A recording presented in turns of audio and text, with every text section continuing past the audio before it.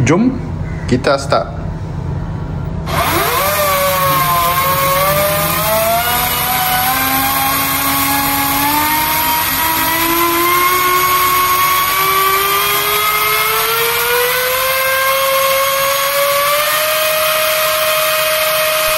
Terima kasih kepada kawan kita dari Sabah yang order Ryobi VX700 dari Ikani Tacker.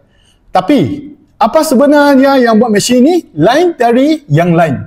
Jom kita tengok apa kelebihan Ryobi VX700 ni dan kenapa dia jadi pilihan ramai pemancing laut dalam. Tapi apa yang buat Rio ni lain dari yang lain?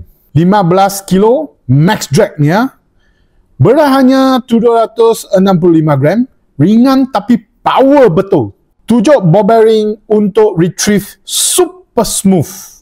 Gear ratio-nya 35, tarik dari rasa pun steady.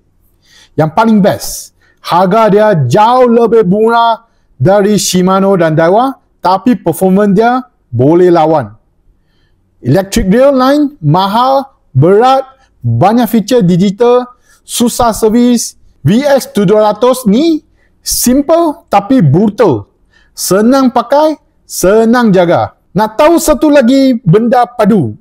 Rio ni tak pernah dijual secara rasmi di Malaysia. Tapi kat Ikani Tacker, kita berjaya bawa masuk terus dari supplier luar. Khas untuk pemancing power macam korang. Kalau korang nak grab satu, kena pre-order cepat. Stok memang limited dan cepat habis. PM kita sekarang. Ikani Tacker, pancing padu bermula di sini.